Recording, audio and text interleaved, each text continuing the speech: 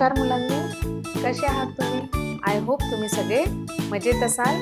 तर आज आपण इयत्ता 7वीचा अभ्यास करणार आहोत मुलांनो, आणि इयत्ता 7वी मध्ये आपण प्रकरण 4 कोण आणि कोणांच्या जोड्या याचा आपण हा प्रकरण इथे बघणार आहोत. तर मुलांनो, याचा आता आपण आज अभ्यास करणार आहोत. आता अजून एक उदाहरण बघूया मुलांनो याच्यावर आधारित. शेजारील आकृतीतील कोणांची मापे पाहून त्यावरून उरलेल्या 3ही कोणांची मापे लिहा. बघा मुलांनो, इथे आपल्याला काय म्हटलेलं आहे की शेजारील आकृतीतील कोणांची मापे बघा म्हटलेलं आहे, आणि मापे बघितल्यावर यावरून उरलेल्या 3ही कोणांची मापे आपल्याला इथे काढायची आहेत. तर बघा मुलांनो, इथे एक कोण ओ बी याचं माप दिलेलं आहे. त्याचप्रमाणे मुलांनो कोण EOF याचं सुद्धा माप दिलेलं आहे 4y. तसंच कोण DOC याचं सुद्धा माप आपल्याला दिलेलं आहे. बघा 3 कोणांचे माप आपल्याला दिलेलं आहे, आणि यांची उरलेली जी आहे त्यांची माप आपल्याला काढायचं आहे. अगदी सोपी आहे मुलांनो हे, कारण बघा इथे हे जसं कोण AOB आणि कोण DOE हे काय आहेत? विरुद्ध कोण आहेत, म्हणजे याचं माप कसं राहील? सारखं राहील. याचं 8y आहे, तर कोण DOE याचं माप सुद्धा काय राहील मुलांनो? 8y राहणार आहे. तर बघा मुलांनो, आपल्याला माहित आहे की रेषीय जोडीतील कोण हे काय आहेत? पूरक कोण आहेत.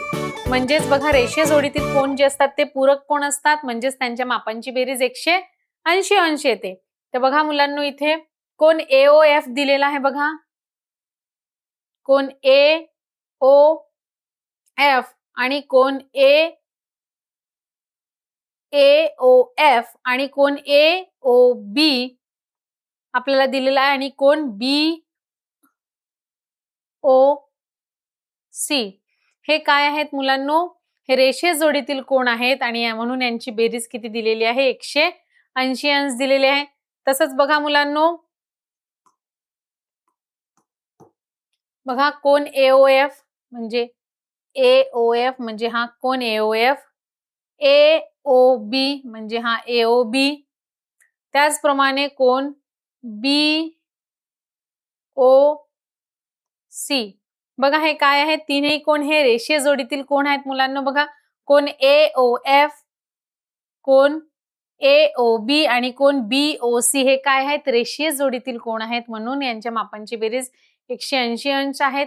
त्याचप्रमाणे बघा मुलांनो, हे जे 3 कोण आहेत, कोण FOE, त्याचप्रमाणे मुलांनो कोण EOD आणि कोण DOC हे सुद्धा रेषीय जोडीतील कोण आहेत, म्हणून यांच्याही मापांची बेरीज किती दिलेली आहे? 180 अंश दिलेली आहे, कारण ते रेषीय जोडीतील कोण आहेत. मग आपण काय केलं आहे मुलांनो? यांची बेरीज केलेली आहे.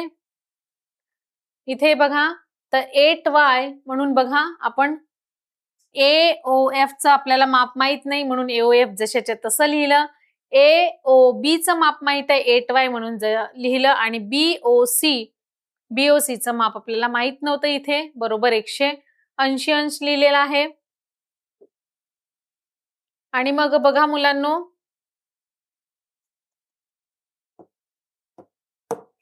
हे तीनही काय होते? रेषीय जोडीतील कोण आहेत, म्हणून यांच्या मापांची बेरीज 180 अंश केली. मग AOF चं माप आपल्याला माहित आहे का? AOF नाही. मग आपल्याला AOB चं माप माहित आहे, म्हणून 8y लिहिलं. त्याचप्रमाणे BOC चंही माप माहित नाही आहे. परंतु बघा मुलांनो, कोण DOC चं जेव्हा माप 6y आहे, तर याचं सुद्धा माप मुलांनो 6y राहील, कारण हे विरुद्ध हे काय आहेत? विरुद्ध कोण आहेत मुलांनो. आणि इथे 2 रेषा छेदल्याने जो कोण आपला तयार होतो तो काय असतो? विरुद्ध कोण असतो. म्हणून इथे आपण काय केलेलं आहे मुलांनो? AOF. मग AOF च्या जागी काय लिहिलंय मुलांनो? AOF च्या जागी आपण इथे हे 6y आहे, हे सुद्धा 6y माप राहणार आहे. त्याचप्रमाणे हे 8y आहे, हे सुद्धा 8y राहील, आणि FOE 4y आहे, तर BOC हे सुद्धा 4y राहील. म्हणून इथे बघा 6y अधिक 4y अधिक 8y, बघा 6y अधिक 8y अधिक 4y बरोबर 180 अंश केलेला आहे मुलांनो. आता यांची बेरीज केली आणि यांची बेरीज केल्यावर बघा मुलांनो, बेरीज केल्यावर काय उत्तर येणार आहे आपलं बघा. आणि का बरं हे माप केलं, कारण हे विरुद्ध कोण आहेत, त्याच्यामुळे यांची बेरीज अशी आलेली आहे.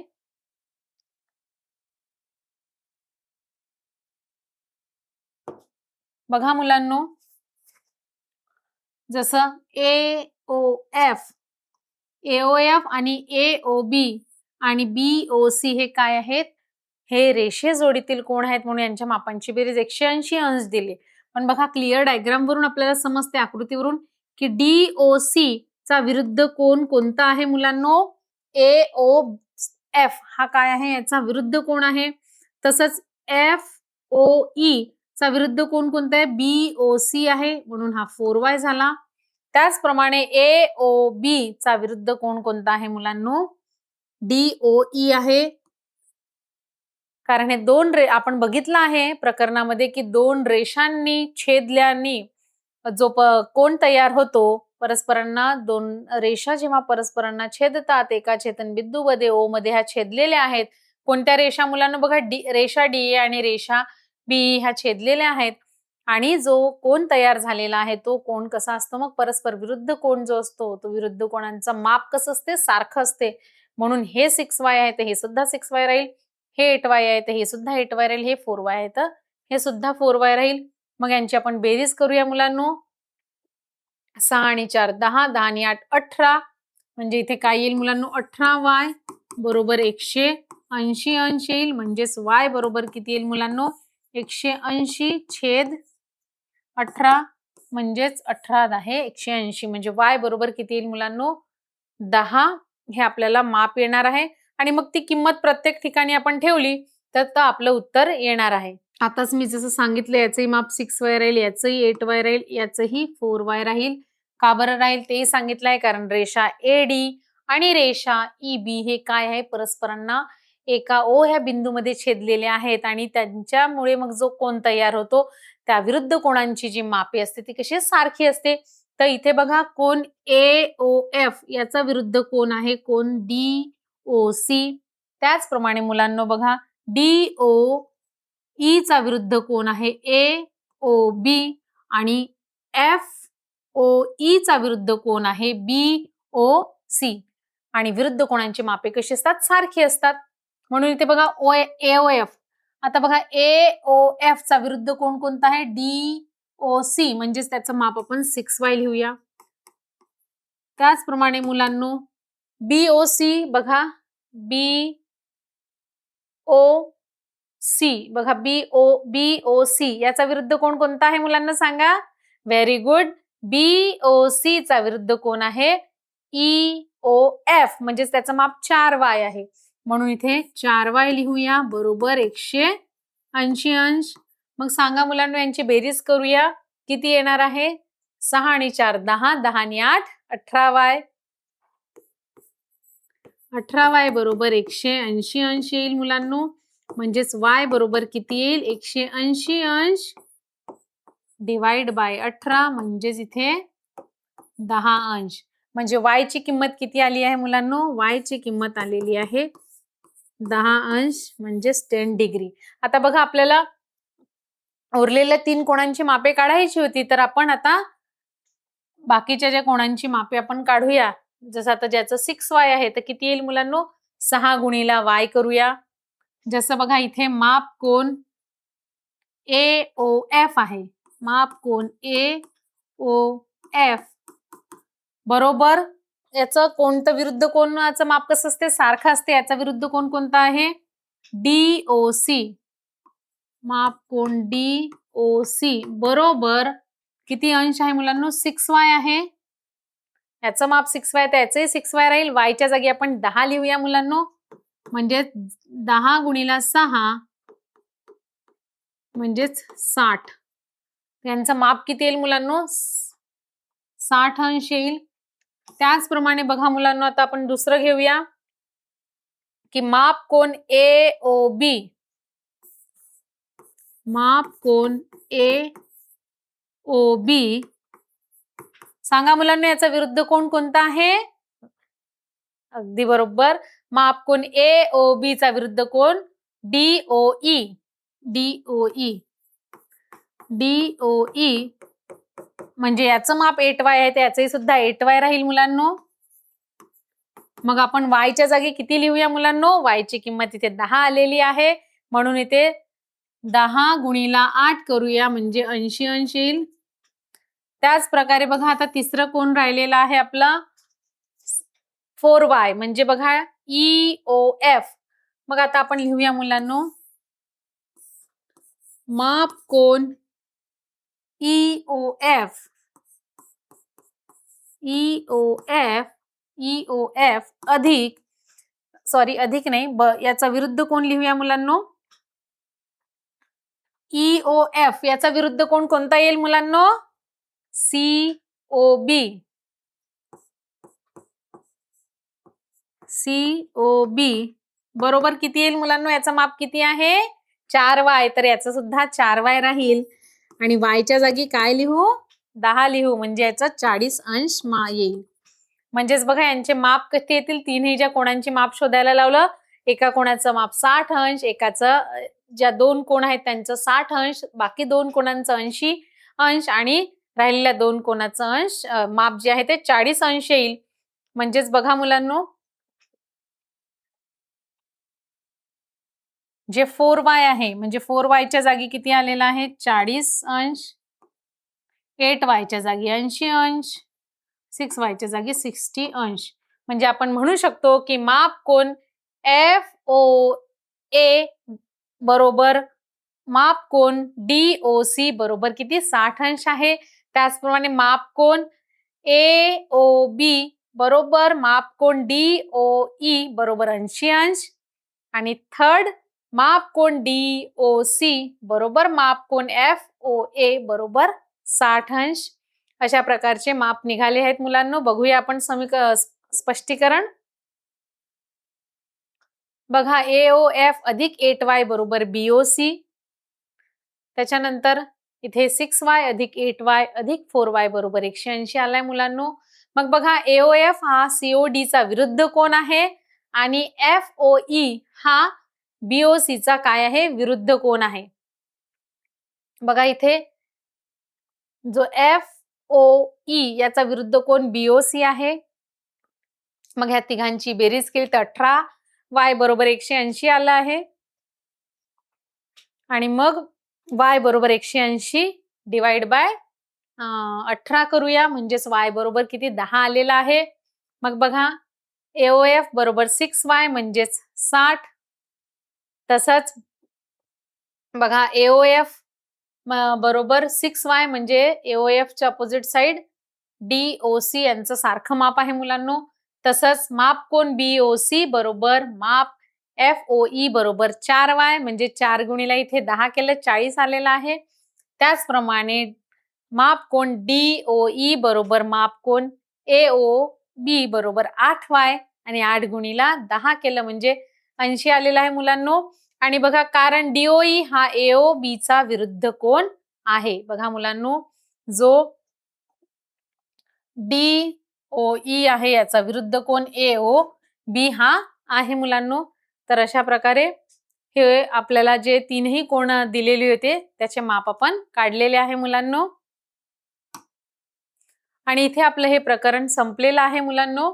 प्रस्तुत पाठामध्ये आपण काय शिकलेलो होतो मुलांनो? कोण आणि त्यांच्या कोणांच्या जोड्या, म्हणजे संलग्न कोण, कोटी कोण, पूरक कोण आणि रेषीय जोडीतील कोण, विरुद्ध कोण, हे सर्व आपण इथे ह्या प्रकरणामध्ये शिकलेलो आहोत मुलांनो. आणि तसेच आंतरकोण आणि बाह्य कोण म्हणजे काय, त्याचे गुणधर्म काय आहे हेही बघितले आहेत आणि त्याच्यावर आधारित आपण उदाहरण सुद्धा बघितले आहे मुलांनो.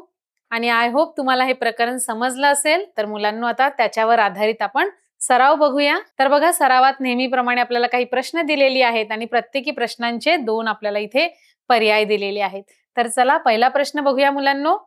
सामायिक आरंभबिंदू असणाऱ्या 2 किरणांच्या संयोग संचास रिकामी जागा म्हणतात. तर बघा मुलांनो, सामायिक आरंभबिंदू असणाऱ्या 2 किरणांच्या संयोग संचास काय म्हणतात? कोण म्हणतात की किरण म्हणतात मुलांनो? बघा आपण इथे सामायिक शिरोबिंदू हा बघा, हा सामायिक शिरोबिंदू झाला.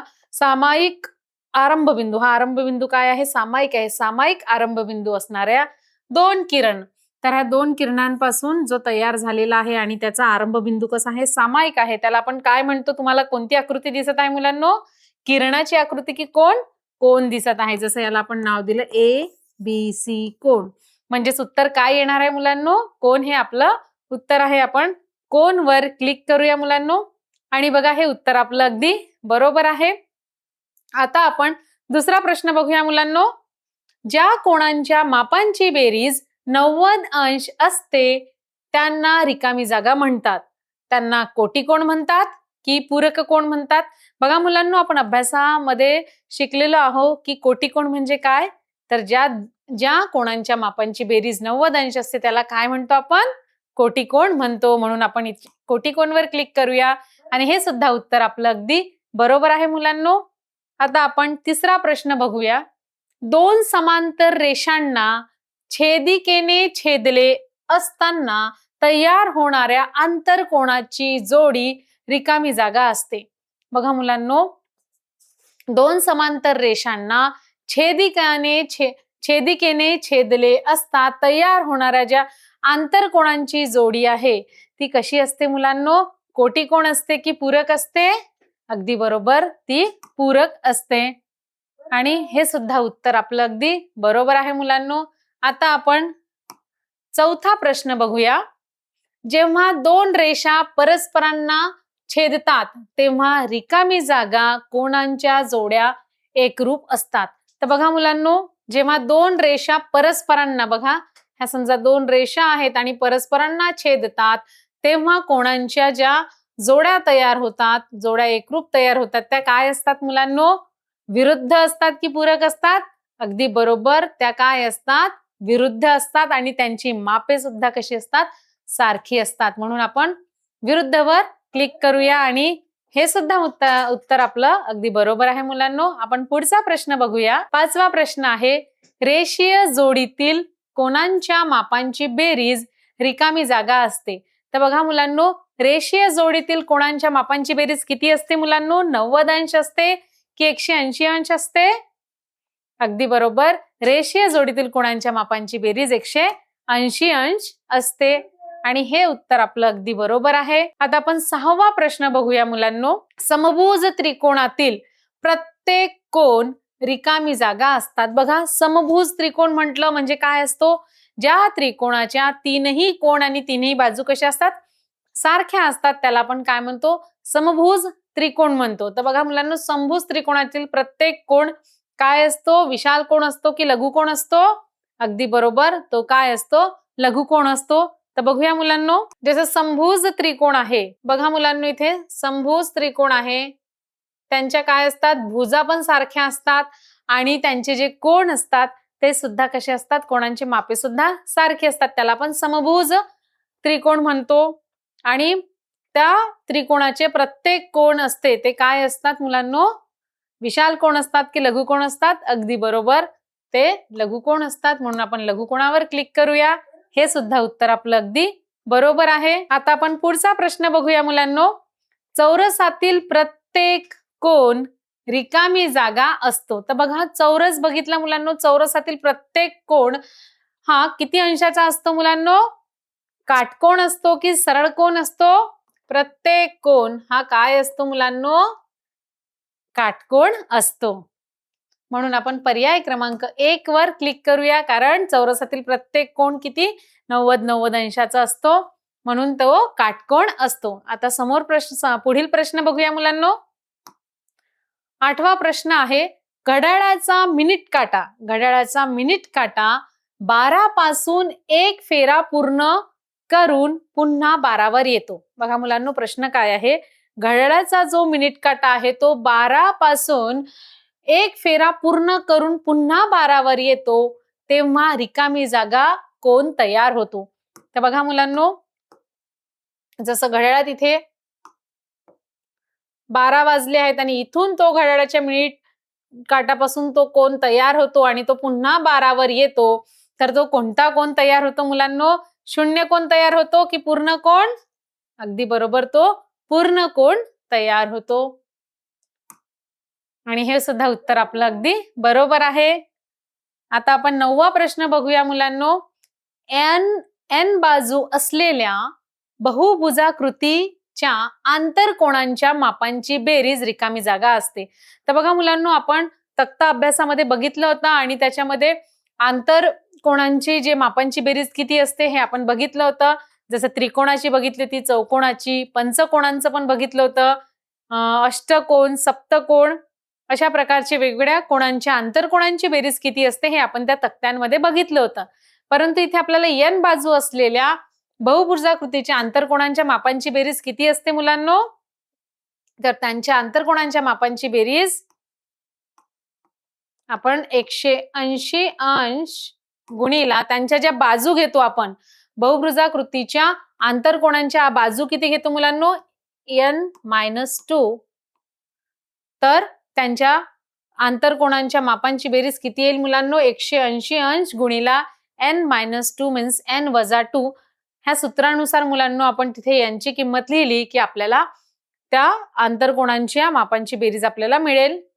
म्हणजेच मुलांनो 2 पैकी कोणतं उत्तर बरोबर आहे? पर्याय क्रमांक 2, 180 अंश गुणिला n-2, आणि हे आपलं उत्तर बरोबर आहे मुलांनो. आता बघा, शेवटचा आपला सरावाचा प्रश्न राहिलेला आहे मुलांनो. काटकोणाच्या 2/3 माप असलेल्या कोणाचा कोटिकोण रिकामी जागा. बघा, ज्या काटकोणाचा 2/3 माप असलेल्या कोणाच्या कोटिकोण किती असणार आहे मुलांनो? 60 अंश असणार आहे की 30 अंश राहणार आहे? सांगा मुलांनो. तर बघा मुलांनो, इथे काटकोणाच्या, तर काटकोणाचं माप किती आहे? 90 अंश आहे. आणि काटकोणाच्या किती? 2/3 माप, म्हणून 2/3 माप असलेलं किती कोण येईल मुलांनो? बघा, याचा आपण 3 1 3, 3 तिरी 9, म्हणजे इथे 30 येणार आहे. आणि 30 दुने 60 अंश, म्हणजे इथे किती येणार आहे मुलांनो? आपल्याला काटकोणाच्या 2/3 माप असलेला 60 अंश येणार आहे. पण आपल्याला काय म्हटलेलं आहे? त्या कोणाचा कोटिकोण विचारत आहे. तर बघा, कोटिकोणांच्या मापांची बेरीज किती अंश असते मुलांनो? 90 अंश असते. म्हणून 90 अंशामधून आपल्याला जे काटकोणाच्या 2/3 माप किती आलेलं आहे मुलांनो? इथे 60 अंश आलेला आहे. म्हणून आपण इथे 60 अंश वजा करूया आणि उत्तर आपलं किती आलंय मुलांनो? 30 अंश. म्हणून इथे उत्तर किती येणार आहे मुलांनो? 30 अंश हे आपलं उत्तर येणार आहे. कारण मग आपण म्हणू शकतो काटकोणाच्या 2/3 माप असलेल्या कोणाचा जो कोटिकोण आहे तो किती? 30 अंश येणार आहे. तर बघूया मुलांना, आपण याच्यावर क्लिक करूया आणि बघा, हे सुद्धा उत्तर आपलं अगदी बरोबर आहे. इथे सरावाची 10ही प्रश्न संपलेली आहेत मुलांनो. तर खेळाला आता सुरुवात करूया. बघा, आपल्यासमोर 5 प्रकारचे खेळ दिलेले आहेत मुलांनो. तर बघा, इथे कार आपल्याला दिलेली आहे आणि कारवर वेगवेगळ्या चाब्या दिलेल्या आहेत, की दिलेल्या आहेत. तर आपल्याला योग्य उत्तर द्यायचं आहे आणि योग्य चाबीवर दाबायचं आहे. समजा तुम्ही योग्य उत्तर दिलं तर आपली कार समोर जाईल आणि चुकीच्या चाबीवर तुम्ही समजा क्लिक केलं तर आपला अपघात होऊ शकतो मुलांनो. तर बघा, पहिला प्रश्न काय आहे मुलांनो? 75 अंशचा कोण रिकामी जागा असतो. बघा, ज्या कोणाचे माप 75 अंश असते त्याला कोणतं कोण म्हणतात मुलांनो? विशाल कोण म्हणतात, की पूर्ण कोण म्हणतात, की लघु कोण म्हणतात, की काटकोण म्हणतात? तर बघा, 75 अंशाचा कोण म्हणजे तो 90 पेक्षा लहान आहे. म्हणजेच त्याला आपण शिकलो आहो मुलांनो मागच्या वर्षी, मागच्या इत्तेमध्ये आपण हे शिकलेलो आहो अगदी बरोबर. म्हणजेच त्याला लघुकोण म्हणतात. आणि लघुकोणच्या समोर काय आहे मुलांनो? जांभळा रंग आहे. म्हणून आपण जांभळा रंगाच्या चाबीवर इथे क्लिक करूया आणि हे आपलं उत्तर अगदी बरोबर आहे मुलांनो. तर आपण आता दुसरा प्रश्न बघूया मुलांनो. ज्या किरणामुळे कोणांचे 2 भाग समान होतात त्या किरणाला त्या कोणाचा म्हणतात. तर बघा मुलांनो, ज्या किरणांमुळे कोणांचे 2 भाग होतात, जसं समजा हा कोण आहे मुलांनो, ABC हा असा कोण आहे आणि ह्या कोणाचे ज्या किरणामुळे समान भाग होतात त्याला काय म्हणतात मुलांनो? आपण अभ्यासला आहे, याला काय म्हणूया? जसं ABC हा कोण आहे आणि हा BD काय झाला त्याचा? बघा, दुभाजक म्हणतो की भाज्य म्हणतो, सभाजक म्हणतो की विभाजक म्हणतो? बघा, ज्या किरणांमुळे कोणाचे 2 समान भाग झाले त्याला आपण त्याचा कोन दुभाजक म्हणतो. म्हणजेच आपण पर्याय क्रमांक 1 वर क्लिक करूया दुभाजक आणि त्याच्या समोर लाल रंग आहे, तर आपण लाल रंगाच्या चाबीवर इथे क्लिक करूया मुलांनो. आता तिसरा प्रश्न बघा मुलांनो, चौरसाच्या चारही कोणांची बेरीज किती असते? तर बघा मुलांनो, चौरसाच्या चारही कोणांची बेरीज किती असते? आपल्याला इथे 4 पर्याय दिलेला आहे. पहिला पर्याय आहे 360 अंश, दुसरा पर्याय आहे 180 अंश, तिसरा पर्याय आहे 270 अंश आणि चौथा पर्याय आहे 22 अंश. तर बघा मुलांनो, चौरसाच्या चारही कोणांच्या मापांची बेरीज बघा किती येईल? अगदी बरोबर 360 येईल. 90 90 90 असे 4 वेळेस केले तर किती येणार आहे? 360 अंश. म्हणजेच आपण पर्याय क्रमांक 1 वर क्लिक करूया आणि बघा हे सुद्धा उत्तर आपलं अगदी बरोबर आहे मुलांनो. आता आपण चौथा प्रश्न बघूया. त्रिकोणाच्या 3 कोणांची बेरीज रिकामी जागा असते. तर बघा मुलांनो, त्रिकोणाच्या 3 कोणांची बेरीज किती असते? 270 अंश, 90 अंश, 120 अंश की 180 अंश? सांगा मुलांनो. अगदी बरोबर, त्रिकोणाच्या 3 कोणांच्या मापांची बेरीज किती असते? 180 अंश. म्हणजेच याच्या समोर पिवळा रंग आहे, आपण पिवळ्या रंगाच्या चाबीवर क्लिक करूया आणि हे उत्तर आपलं अगदी बरोबर आहे मुलांनो. आता पाचवा प्रश्न बघा मुलांनो, 90 अंशाच्या कोणाला रिकामी जागा म्हणतात? तर बघा, ज्या कोणाचं माप 90 अंश असते त्याला आपण काय म्हणतो? विशाल कोण म्हणतो की काटकोण म्हणतो की लघु कोण म्हणतो की पूर्ण कोण म्हणतो? अगदी बरोबर, 90 अंशाच्या कोणाला आपण काटकोण म्हणतो. म्हणजेच काटकोणच्या समोर हिरवं रंगाचं बटन आहे मुलांनो, म्हणून आपलं हे उत्तरही सुद्धा हे आपलं उत्तर बरोबर आहे मुलांनो. कारण लघुकोण म्हटलं मुलांनो, तर लघुकोण म्हणजे 90 पेक्षा ज्या कोणाचं माप कमी असते त्याला लघुकोण म्हणतो. ज्या कोणाचं माप 90 अंश असते त्याला आपण काटकोण म्हणतो आणि ज्या कोणाचं माप 90 पेक्षा जास्त असतो त्याला आपण काय म्हणतो? विशाल कोण म्हणतो. तर बघा आता इथे 6वा प्रश्न आहे. हा चुकीने प्रश्न असा लिहिलेला आहे मुलांनो. इथे 180 अंश पाहिजे होतं. आता आपण प्रश्न वाचूया मुलांनो. 180 अंशच्या कोणाला काय म्हणतात? तर बघा, ज्या कोणाचं माप 180 अंश आहे त्याला काय म्हणतात? पूर्ण कोण म्हणतात की काटकोण म्हणतात की शून्य कोण म्हणतात की सरळ कोण म्हणतात?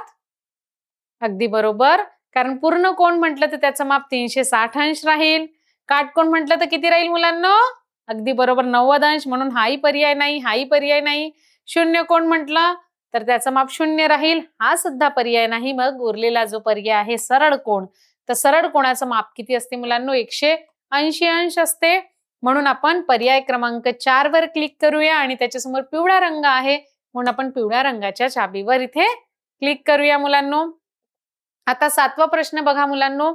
80 अंश पेक्षा मोठा, 80 अंश पेक्षा मोठा परंतु 180 अंश पेक्षा लहान असलेल्या कोणाला रिकामी जागा म्हणतात? बघा मुलांनो, ज्या कोणाचं माप किती 90 अंशापेक्षा जास्त आहे आणि 180 पेक्षा कमी आहे त्याला काय म्हणतो आपण?